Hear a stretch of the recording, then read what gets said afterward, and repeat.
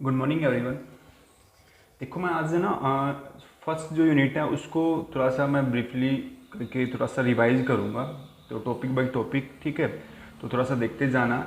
इसमें जो टॉपिक हट गए हैं उनको तो मैं रिवाइज करूँगा नहीं, जो टॉपिक अभी हैं ऑलरेडी, जैसे इसमें मैटर वाला टॉपिक जो है फर्स्ट यूनिट में हटा दिया गया है ना इस साल, तो मैटर वाला टॉपिक मैं नहीं पढ़ाऊँगा आप लोगों को, ठीक है। हाँ, मैटर से रिलेटेड जो टॉपिक है जैसे प्रॉपर्टियाँ हैं हमारे पास में, वो मैं बात करता हूँ मैं, ठीक है। तो एक एक करके टॉपिक समझते हुए चलते हैं, थोड़ा सा ज़्यादा डिटेल में नहीं जाऊँगा, सिर्फ रिमाइंडर के लिए आपको दिखाते हैं। टॉपिक का नाम है प्रॉपर्टीज ऑफ मैटर, ठीक है। ये फर्स्ट यूनिट की बात कर रहा हूँ मैं। फर्स्ट यूनिट का नाम क्या है?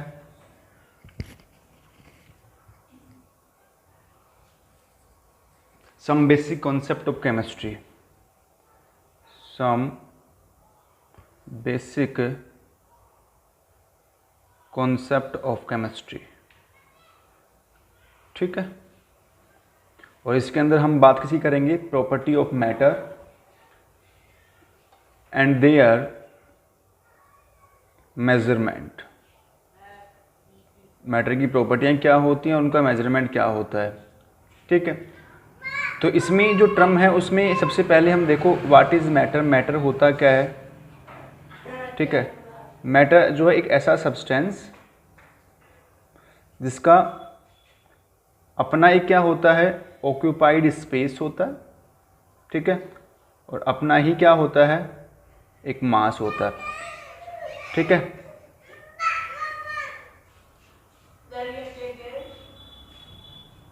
तो मतलब मैटर क्या होते हैं, मैटर वो सब्सटेंस होते हैं जिनका अपना एक पर्टिकुलर स्पेस होता है, अपना ही क्या होता है, मास होता है, वो क्या कहलाते हैं, मैटर कहलाते हैं। अब मैटर की क्या क्या प्रॉपर्टियाँ, उन प्रॉपर्टियों के बारे में क्या करता हूँ मैं बात करता हूँ, एक एक करके चीज़ें मैं बताऊँगा, ठीक है। तो उसमें क्या कहा गया कि सर यहाँ पर क्या कहता है कि सर यहाँ पर ये जो सब्सटेंस है, मतलब एवरी जो सब्सटेंस होते हैं, जितने भी सब्सटेंस होते हैं, बोले एरिस हर एक सब्सटेंस की जो प्रॉपर्टी है ना वो यूनिक प्रॉपर्टी होती है। क्या होती है, यूनिक प्रॉपर्टी होती है। जितने भी सब्सटेंस होते हैं नेचर के अंदर उन सब की प्रॉपर्टी कैसी होती है, यूनिक प्रॉपर्टी होती है। और उन यूनिक प्रॉपर्टियों को क्लासीफाई कर दिया कितनी कैटेगरी में, दो कैटेगरी के अंदर क्लासीफाई कर दिया। एक कैटेगरी हमारे पास में है फिजिकल प्रॉपर्टी की, ठीक है। दूसरी प्रॉपर्टी हमारे पास में है यहाँ पर केमिकल प्रॉपर्टीज़ की, ठीक है। एक फिजिकल प्रॉपर्टी, दूसरी क्या है, केमिकल प्रॉपर्टी की बात कर रहे हैं हम कंपोनेंट के अंदर। अब आप यहाँ पर देखते हैं कि सर फिजिकल प्रॉपर्टी किस तरीके से वर्क करती है और केमिकल कैसे वर्क करती है। तो देखो इसमें फिजिकल प्रॉपर्टी जो होती है वो कैसे वर्क करते हैं, हम कैसे मेजर करते हैं, और केमिकल प्रॉपर्टी को किसी सब्सटेंस की केमिकल प्रॉपर्टी कैसे मेजरमेंट करते हैं। तो ये कहता है कि सर फिजिकल जो प्रॉपर्टी होती है किसी सब्सटेंस की, वो क्या होती है, जब उसको हम मेजर या ऑब्जर्व करते हैं तो उस दौरान जो हमारे पास में कंपोजिशन या जो सब्सटेंस हमारे पास में होगा ना, जो भी कंपोजिशन होगा, उस कंपोजिशन की आइडेंटिटी के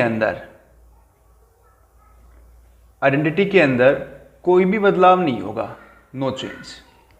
समझे मेरी बात को, क्या कह रहा है कि जब किसी भी सब्सटेंस की अगर मुझे फिजिकल प्रॉपर्टी ऑब्जर्व या मेजर करनी होगी ना, तो उस दौरान वहाँ पर जो कंपोजिशन होगा उसकी आइडेंटिटी में नो चेंज, मतलब विदाउट चेंज, ठीक है। बिना कोई चेंज के क्या करते हैं हम प्रॉपर्टी को अगर मेजर कर लेते हैं तो वो प्रॉपर्टी क्या कहलाती है, फिजिकल प्रॉपर्टी कहलाती है। जिसमें एग्जाम्पल के रूप में अगर मैं लिख दूँ तो एग्जाम्पल क्या क्या हो सकते हैं, जैसे किसी का कलर अगर हम बात करें, किसी का स्मेल की बात करें, ओडर, किसी का एमपी निकालना हो, किसी का बीपी निकालना हो, किसी की डेंसिटी निकालनी हो, तो ये सारी की सारी प्रॉपर्टियाँ कैसी हैं, फिजिकल। जब इन प्रॉपर्टियों को मेजर करेंगे तो उस दौरान कंपोनेंट की आइडेंटिटी में कोई भी बदलाव नहीं आता है, तक विदाउट कंपोजिशन, विदाउट को चेंज के, ठीक है। तो ये बात की हमने, मतलब कंपोजिशन वही रहता है। अगर लोहे का, अगर मुझे एमपी निकालना है तो मेल्ट होने के बाद भी लोहा ही रहेगा ना भाई, वो कहने का मतलब सम टाइम फिर वो, तो मतलब आइडेंटिटी, मतलब यहाँ पर क्या कह रहा है कि उसकी पर्टिकुलर जो करेक्टरिस्टिक्स है, उसकी नेचर, उसके अंदर बदलाव नहीं आना चाहिए। कहने का मतलब वो एज इट इज़ क्या रहेगी, मेंटेन रहेगी। पर यहाँ पर क्या कह रहा है कि जब सर हम किसी भी कंपोजिशन की केमिकल प्रॉपर्टी अगर हम मेजर करते हैं ना या ऑब्जर्व करते हैं, तो ड्यूरिंग प्रोसेस क्या होता है, ड्यूरिंग प्रोसेस क्या आता है कि सर उस प्रोसेस के अंदर क्या आता है सर, केमिकल चेंज आता है। केमिकल चेंज क्या होता है सर, क्रिएट होता है।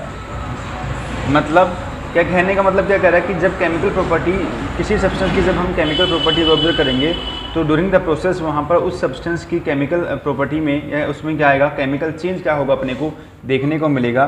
केमिकल चेंज में मतलब क्या करेगा, जैसे मान लो कि एक कंपोजिशन ए है, एक सब्सटेंस क्या है बी, जब ये दोनों कंपोजिशन आपस में रिएक्ट करेंगे तो क्या बनाएंगे, ए बी। तो ये इसका कहना ये है कि जब हम ए प्लस बी जब रिएक्ट करता है आपस में तो ए बी बनता है। तो उस दौरान क्या कहता है कि सर ए बी जो प्रोडक्ट बनेगा ना, उस प्रोडक्ट की प्रॉपर्टी जो है, उसकी नेचर जो है वो ए और बी जो रिएक्टेंट कंपोनेंट है उनसे मैच नहीं करेगी। कहने का मतलब वहाँ पर इस टाइप का जो चेंज होगा वो कैसा होगा, केमिकल चेंज होगा कंपोनेंट के अंदर। जैसे फॉर एग्जांपल अगर हम बात करें एसिडिटी को लेकर बात करें, बेसिसिटी को लेकर की बात करें, कम्बस्टिबिलिटी को लेकर बात करें, ये सारे चेंजमेंट किस में आते हैं, केमिकल चेंजमेंट। जैसे मान लो कि मैग्नीशियम जो रिबन होता है उसको अगर हम जला देंगे तो कॉमन सी बात है मैग्नीशियम का ऑक्साइड बनेगा। अगर मैं कोई एसिड हमारे पास में, उस एसिड की रिएक्शन अगर मैं बेस के साथ करवा दूं तो वहाँ पर क्या बनेगा, साल्ट विद वाटर बनेगा। तो उस दौरान बनने वाले प्रोडक्ट कंपोनेंट की जो प्रॉपर्टीज़ हैं वो रिएक्टेंट कंपोनेंट से क्या होगी, डिफरेंट होगी। कब, ड्यूरिंग द केमिकल चेंज। तो ये कहना था इस टर्म को लेकर के हम बात करते हैं यहाँ पर, ठीक है। तो ये बात हुई हमारे पास में फिजिकल एंड केमिकल प्रॉपर्टी को लेकर के मैंने चीज़ें एक्सप्लेन करी है। अब हम बात करते हैं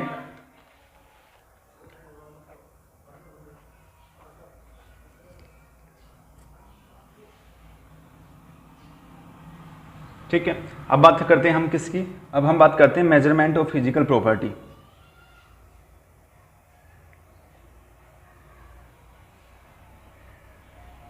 मेजरमेंट ऑफ फिजिकल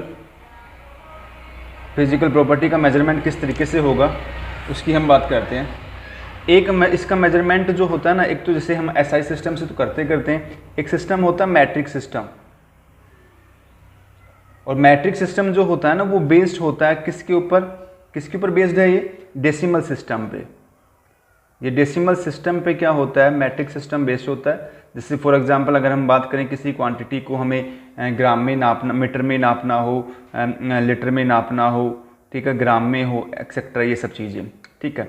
अब मैं बात कर लेता हूँ इंटरनेशनल सिस्टम के अकॉर्डिंग जो हमारे लिए काम का है, ठीक है। इंटरनेशनल सिस्टम मतलब बोले तो एसआई सिस्टम के अकॉर्डिंग हम कैसे किसी की फिजिकल प्रॉपर्टी को मेजर कर सकते हैं। तो हमें ये पता है कि सर कंपोनेंट की 7 जो कोई भी सब्सटेंस होता है उसके ऊपर 7 बेसिक यूनिट एसआई यूनिट होती है। कितनी एसआई यूनिट होती हैं, 7 बेस यूनिट होती हैं, ठीक है। 7 क्या होती हैं, बेस यूनिट होती हैं। तो एक एक करके हर एक क्वांटिटी और उसकी यूनिट विद सिंबल मैं आपको बताता जाता हूँ, यूनिट विद सिंबल। तो 7 बेसिक यूनिट कौन कौन सी होती हैं, इसमें पहला हमारे पास में है लेंथ का मीटर, ठीक है, और सिंबल है एम। दूसरा है मास का है किलोग्राम, सिंबल है केजी। तीसरा है टाइम है का है सेकेंड, सिंबल है एस। फोर्थ है टेम्परेचर का है केल्विन, सिंबल है के, ठीक है। नेक्स्ट है हमारे पास में अमाउंट ऑफ सब्सटेंस,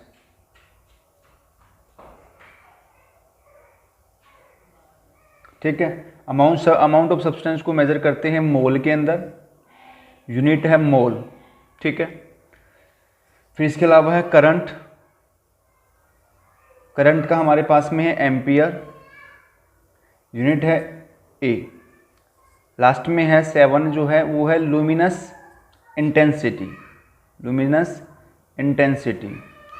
ये जो है ये लाइट की वेवलेंथ ऑफ इंटेंसिटी को मेजर करने के लिए हम इसका यूज करते हैं। लाइट जो होती है ना उसकी वेवलेंथ ऑफ इंटेंसिटी को मेजर करने के लिए लुमिनस इंटेंसिटी जो है ऐसे सिस्टम का यूज करते हैं, ठीक है।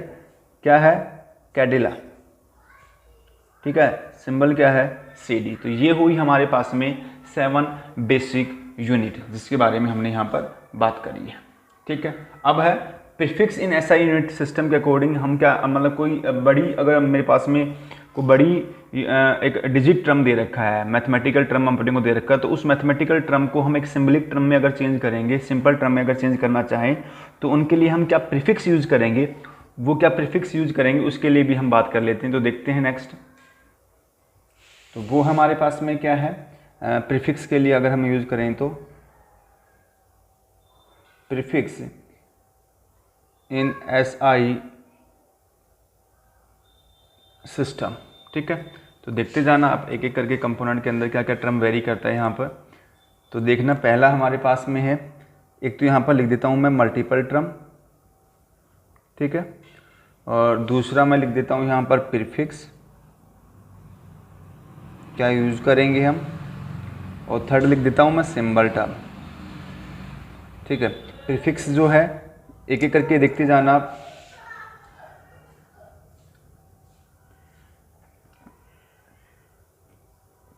टेन एस टू पावर 12 मीटर को बोलते हैं पीको। पीको, पीको कहने का मतलब टर्म आएगा, सिंबल आएगा पिकोमीटर। सही, तीन तीन गैप करते लेके आना। 10⁹ मीटर का मतलब होता है नैनो, मतलब एक होता है बिल्कुल narrow unit, mathematical unit, mathematical जो डिजिट होते हैं, और एक होते हैं ब्रॉड, मतलब एक बड़ी संख्या में एक छोटी संख्या के अंदर। तो छोटी वाले के लिए भी हम सिंबलिक टर्म यूज करेंगे और बड़ी वाले के लिए भी। तो नैनो के लिए क्या है, नैनोमीटर। अगला है 10⁻⁻6 मीटर। क्या टर्म है, माइक्रो, क्या आएगा, म्यू। 10⁻³ मीटर, क्या आएगा, मिली, क्या आएगा, ml। ठीक है, हमारे पास में या m भी ले देते हैं, स्मॉल m। फिर है 10⁻², क्या आएगा, सेंटी, सेंटी का c। फिर आएगा 10⁻, हमारे पास में क्या है, 10⁻ है -1 मीटर। फिर क्या आएगा, डेसी, सिंबल आएगा d। फिर है 10⁻10 मीटर, 10 का क्या आएगा, डेका, सिंबल क्या आएगा, da। फिर क्या है हमारे पास में 10⁻², फिर क्या आएगा, डेका के बाद में आएगा हेक्टो, हेक्टो मतलब सिंबल h आएगा। फिर है 10⁻³ मीटर, क्या आएगा, किलो, सिंबल क्या आएगा, के। फिर हमारे पास में 10⁻6 मीटर, फिर क्या आएगा, मेगा, सिंबल आएगा कैपिटल M। फिर आएगा हमारे पास में 10⁻⁹, क्या आएगा, गीगा आएगा, G। फिर आएगा 10⁻12, 12 का हमारे पास में आएगा टेरा, और सिंबल आएगा T। तो ये टर्म था हमारे पास में, प्रीफिक्स टर्म थे इनके। ठीक है, तो आई होप आपको ये टर्म पता लग गए होंगे। अब मैं बात कर लेता हूँ किसकी, ठीक है, अब मैं बात कर लेता हूँ मास और वेट के डिफरेंस के बारे में बात कर लेता हूँ। मास और वेट क्या होते हैं, ठीक है, तो देखते जाना भाई एक एक करके मास और वेट के बारे में। मास और वेट, ठीक है, मास का रिप्रेजेंटेशन जो होगा, इसको रिप्रेजेंट करते हैं हम किससे, M या कैपिटल M से। वेट का रिप्रेजेंटेशन होता है किसके थ्रू, W से। ठीक है, तो बोला सर मास क्या होता है, मास जो होता है ना, हम मास को कैसे मेजर करते हैं, वो sir mass is the measure of the amount of matter, major of the amount of matter in a body. मतलब एक बॉडी के अंदर कितना अमाउंट ऑफ मैटर है, ठीक है, वो मैटर क्या कहलाता है, मास कहलाता है। मतलब आपने चीनी जो ली है ना, चीनी जैसे दूध की थैली में कितना लीटर दूध आता है, तो वो तो मास टर्म यूज नहीं होता। ऐसे चीनी के अगर पैकेट में अगर 1 किलो चीनी है तो कहने का मतलब तो अमाउंट ऑफ मैटर कितना है उस पूरे बैग के अंदर, ठीक है। हमारा एक पूरा बॉडी है, हमारी बॉडी में कितना अमाउंट ऑफ मैटर भरा हुआ है वो हमें हमारा किस में रिप्रेजेंट करेगा, मास में, जो हम किलोग्राम में, या क्वांटिटी कम है तो किलोग्राम में, ग्राम में ऐसे मेजर करते हैं, कहने का मतलब, ठीक है। फिर वेट क्या होती है, वेट जो होता है वो वेट कैसे मेजर करते हैं, तो बोल sir weight is the measure of the amount, define सुनना, weight is the measure of the amount of force acting on a mass due to gravity. मतलब क्या कह रहा है मेरे पास में, वेट का मेजरमेंट, जो वेट जो है ना, वेट डिपेंड करता है किसके ऊपर, मास इनटू ग्रेविटी वाले टर्म पे, मतलब फोर्स पे डिपेंड करता है क्या, किसी भी सब्सटेंस का वेट। मतलब कि जैसे आपने अपना वजन जो है किसी जो वेटिंग जो मशीन है उस पर रखा, आपने हाथ ऐसे रखा अपना, तो उस दौरान तो अपने हाथ का क्या निकलेगा, मास निकलेगा, कि भाई अपने हाथ का मास जो है वो 100 ग्राम है या 500 ग्राम है या 300 ग्राम है, जितना भी है वो निकलेगा।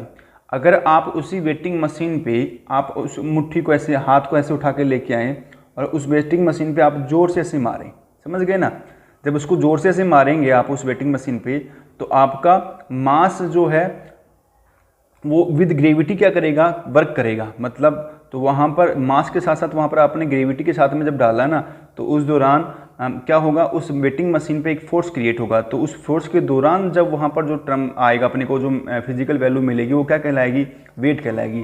किसी ने कहा है कि मतलब नारियल का जो जैसे होता है नॉर्मली, हम पत्थर जो होता है, हम वैसे पत्थर को एक नॉर्मली इतना बड़ा पत्थर है, उसको इस वाले एरिया से अगर अपने हाथ पे डालें तो कुछ नहीं होगा, कहने का मतलब, समझ रहे मेरी बात को। पर अगर आप समझ रहे हो ना, अगर इतने बड़े पत्थर को आप अगर यहाँ डालते हो अपने हथेली पे तो कुछ नहीं होगा। अगर उस पत्थर को आप अपनी छत पे चढ़ करके फिर अगर उस पर डालोगे ना हथेली पे, तो हथेली फूट जाएगी। क्यों? क्योंकि कॉमन सी बात है कि वहाँ पर उस हथेली पे लगने वाला जो ट्रम होगा ना, पहले उस पत्थर को रखा तो वहाँ पर मास मेजरमेंट हो रहा था, और जब उसको ऊपर से डाला गया ना तो वहाँ पर क्या हो रहा था, वेट हो रहा था। और यहाँ पर सिंपल सी ट्रम क्या होती है, जो मास है ना, मास जो वैल्यू होती है, कहने का मतलब मास जो है वो हर जगह पे एवरीवेयर क्या रहती है, सेम होती है। मतलब मास, आप 1 किलो चीनी अपने गांव ले जाओ, 1 किलो चीनी दिल्ली ले जाओ, 1 किलो चीनी बम्बई ले जाओ, 1 किलो चीनी बेंगलोर ले जाओ, कहीं ले जाओ, आपका वहाँ पर मास उस चीनी का क्या रहेगा, सेम रहेगा, समझे। या 1 किलो का जो वेटिंग जो बट्टा हो, जिसको गाँव में बोलते हैं, उसको कहीं ले जाओ, वो 1 किलो का ही रहने वाला। पर अगर आपने, पर वेट जो होता है ना, वेट जो होता है वो क्या होता है, वो सर वेट जो होता है वो लोकेशन वाइज क्या होता है, चेंज होता है। मतलब ये फिक्स होगा, ये नॉट फिक्स, ये फिक्स नहीं होता है। मतलब सिंपल सी बात ये है कि अगर आप उसको कोई भी अगर कंपोजिशन है, तो एक तो आप उस कंपोजिशन को एक फर्स्ट माले से अगर कोई चीज़ डालते हो, और एक आप 10वें माले से डालते हो। फर्स्ट माले से एक 10th माला से अगर कोई चीज़ अगर आप डालते हो, तो कौन सी चीज़ आप फर्स्ट माले से अगर कूदते हो, कॉमन सी बात है, ठीक है, या कोई चीज़ अगर आपने डाला तो उसकी टूटने फूटने के चांस कम है, और 10वें माले से गिरने वाली चीज़ का टूटने फूटने के चांस क्या है, ज़्यादा होंगे, क्योंकि वहाँ पर लगने वाला मास इनटू ग्रेविटी का जो फोर्स है वो क्या होगा, ज़्यादा वेरी करेगा। तो वहाँ पर 10th माले से गिरने वाली चीज़ का वेट जो है वो ज़्यादा होगा फर्स्ट वाले से। तो मतलब जैसे इसने जगह चेंज करी तो वेट भी क्या हो गया, चेंज हो गया, ठीक है। इसको मेजरमेंट जो होता है वो ऑर्डिनरी जो बैलेंस होता है ना, वेटिंग मशीन जो आती है उससे कर लेते हैं। तोलने वाला तराजू जो होता है उससे मास का मेजरमेंट होता है। पर यहाँ पर वेट जो है वो स्प्रिंग बैलेंस के थ्रू होता है। कभी देखा गांव में चक्की वाले आते हैं, उनके पास में एक तराजू होता है, ठीक है, स्प्रिंग वाला। वैसे तो उस तराजू को लेकर के उठा लेते हैं, कहने का मतलब उसमें क्या होता है कि उसके अंदर गड़बड़ होता है वो स्प्रिंग वाले के अंदर, उसमें जो वेट है ना वो एक्यूरेसी के साथ में नहीं निकलता है, क्योंकि सामने वाला जो होता है उसको एकदम से उठाता है, तो वो क्या होता है मास इंटू ग्रेविटी के अकॉर्डिंग वो वजन जो है वो क्या होता है ज़्यादा दिखाई देता है उसके अंदर, तो उसमें ज़्यादा नहीं 2-3 किलो का वेरिएशन आपको दिखेगा स्प्रिंग वाले तराजू के अंदर, इसलिए चक्की वाले जो होते हैं ना स्प्रिंग वाला यूज़ करते हैं। तो ये बात की हमने यहाँ पर। फिर बोला कि मास की वैल्यू जो है वो कभी भी जीरो नहीं होगी। अरे भाई जीरो कभी आप 100 किलो के तराजू के ऊपर आपने बिल्कुल मिट्टी डाल दी तो अरे भाई मिट्टी का भी वेट होगा ना, सोनार जो नापता है सोने को मिलीग्राम में नापता है, तो भाई फ़र्क है कि वो तराजू उस मिलीग्राम को मेजर नहीं कर पा रहा, तो मिलीग्राम वाला तराजू जो होगा जो बैलेंस होगा वो अलग होगा, तो आपको मिलीग्राम वाले पे लेके आना पड़ेगा। कभी सोचा कि सर मैंने तो रखा था थोड़ा सा दाना डाला मैंने अपने घर पे बड़ा जो उस पर जो बैलेंस है उस पर तो वैल्यू जीरो आए थे, आप तो कह रहे हो जीरो नहीं होती है। नहीं भाई जीरो नहीं होती है, आप उस वैल्यू को कहाँ मेजर करो, जो माइक्रो वाला जो बैलेंस होता है उसके अंदर बैलेंस करो, तो वहाँ पर वैल्यू डिपेंड करेगी। नेक्स्ट हमारे पास में है वेट। वेट जो होता है यहाँ पर वेट जो वैल्यू जो होती है वो क्या होती है, weight can be zero if no gravity act upon on the object.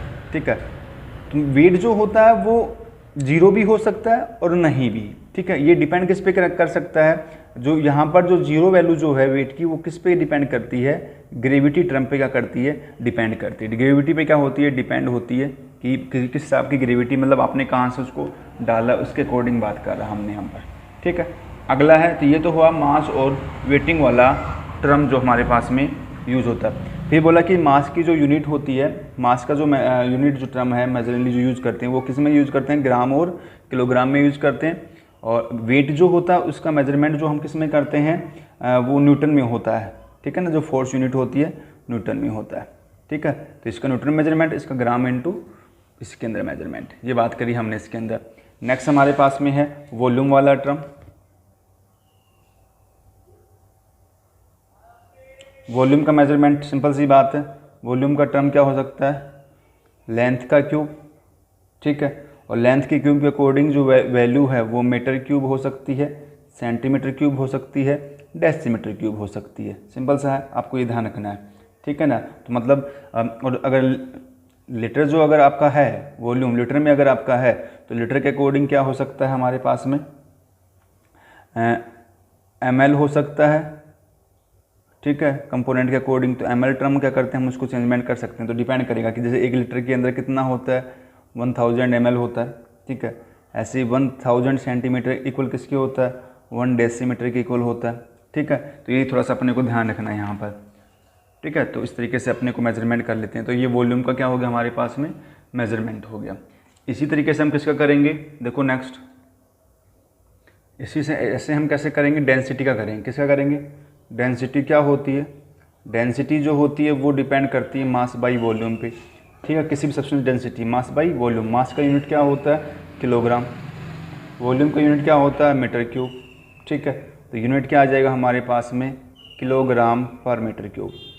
Simple सी बात है। ठीक है, इस तरीके से हम यूज़ कर सकते हैं। अगर यूनिट ग्राम में लेनी है तो ग्राम सेंटीमीटर क्यूब भी इसका हो सकता है, आपका डिपेंड करेगा कि आपने मास और ये वाला टर्म किस हिसाब से आपने लिया है। नेक्स्ट हमारे पास में है टेम्परेचर वाला टर्म। टेम्परेचर के जो हैं वो 3 कॉमन स्केल होते हैं, 3 कॉमन स्केल होते हैं। क्या क्या, एक डिग्री सेल्सियस, फ़ारेनहाइट और केल्विन। ठीक है, केल्विन जो इसकी है वो SI यूनिट है टेम्परेचर का। ठीक है, अब क्या कह रहा है हमारे पास में कंपोजिशन की अगर हम बात करें तो कंपोजिशन कह रहा है कि सर अगर केल्विन सेल्सियस को अगर केल्विन में चेंज करना हो तो फॉर्मूला याद रखना, सेल्सियस प्लस में 273.15 केल्विन। ठीक है, ये सेल्सियस टू केल्विन चेंज करना है, सेल्सियस टू केल्विन में। अगला हमारे पास में है सेल्सियस टू फ़ारेनहाइट, तो Fahrenheit is equal to 9/5 N2 में डिग्री सेल्सियस प्लस में 32, 9/5। तो ये सेल्सियस टू क्या है हमारे पास में, फ़ारेनहाइट में चेंज करने का फॉर्मूला है 9/5 इंटू डिग्री सेल्सियस। नेक्स्ट है Celsius is equal to 5/9 plus में फ़ारेनहाइट माइनस का 32, ठीक है, फ़ारेनहाइट माइनस का 32। ये क्या है, फ़ारेनहाइट को डिग्री सेल्सियस में चेंज करने का है, ठीक है। तो ये हमारे पास में हुआ टेम्परेचर का मेज़रमेंट। तो किस तरीके से हम टेम्परेचर का मेज़रमेंट यहाँ पर करते हैं। अब आगे है हमारे पास में इसके अंदर जो टर्म है वो है नेक्स्ट साइंटिफिक नोटेशन, और देखना है इसमें, ठीक है, साइंटिफिक नोटेशन।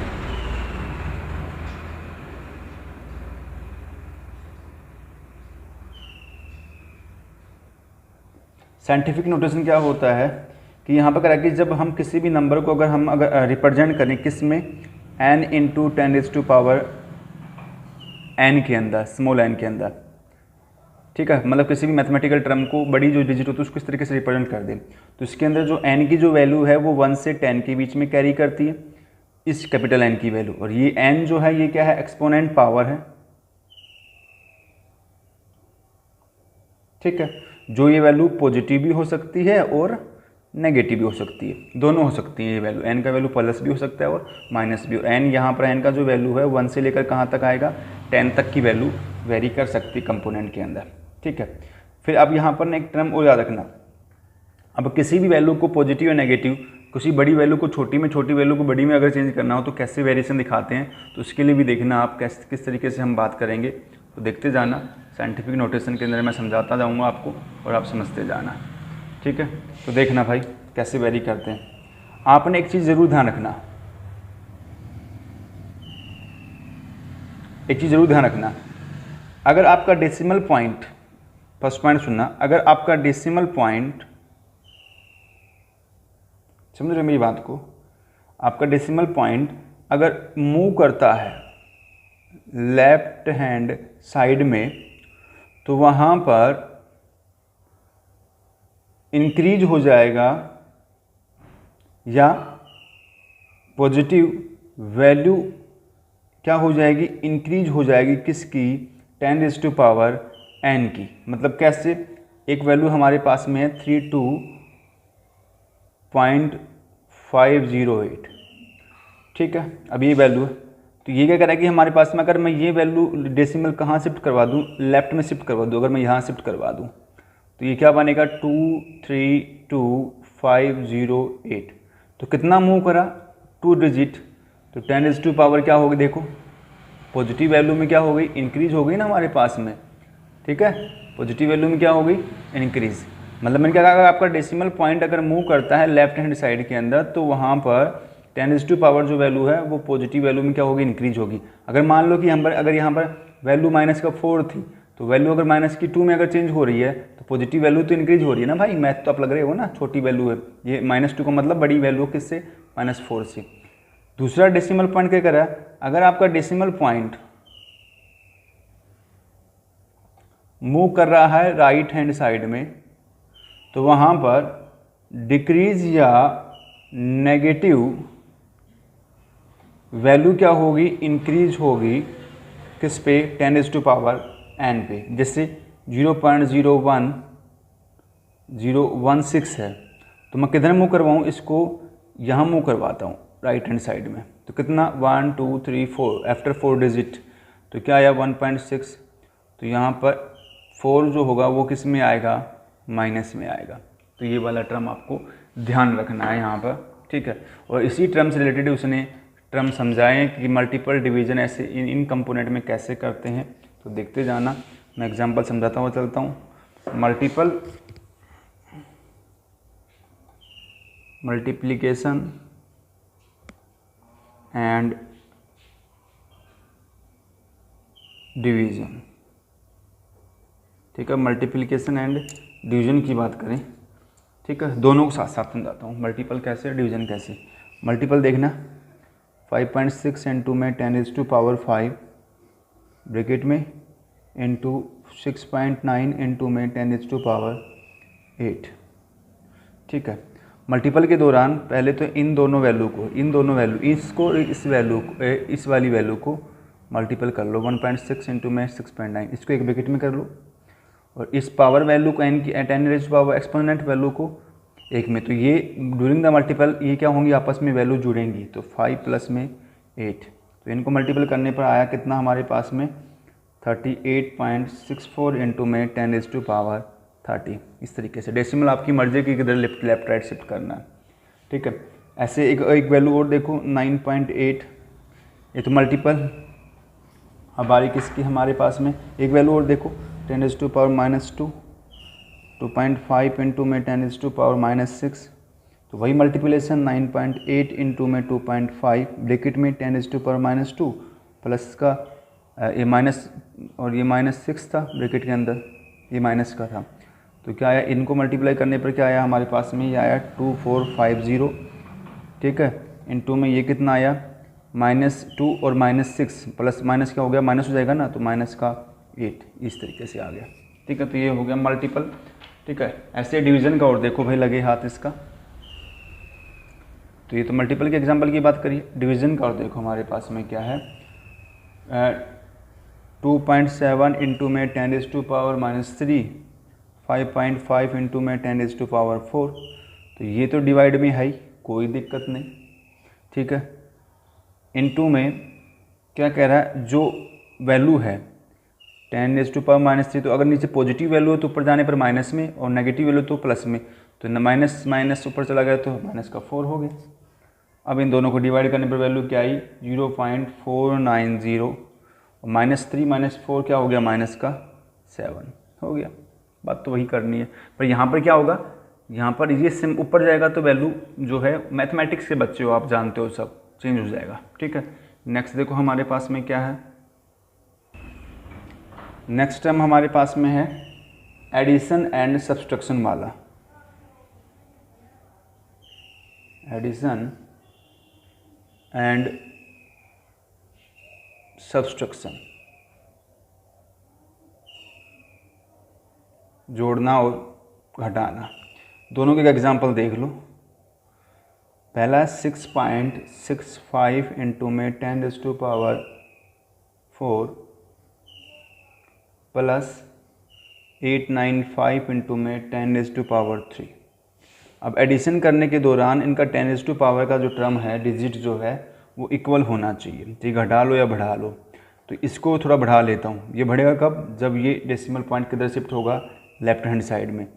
तो ये क्या आया, 6.65 इंटू में 10⁻4 प्लस में 0.895 इंटू में 10⁻4, ठीक है, लेफ्ट में शिफ्ट कर दी, ताकि ये दोनों क्या आ सके, कॉमन आ सके। तो 6.65 प्लस में 0.895 इंटू में 10⁻, कॉमन जोड़ देना इनको, जो भी आएगा 7.545 इंटू में 10⁻4, ये तो प्लस का हो गया।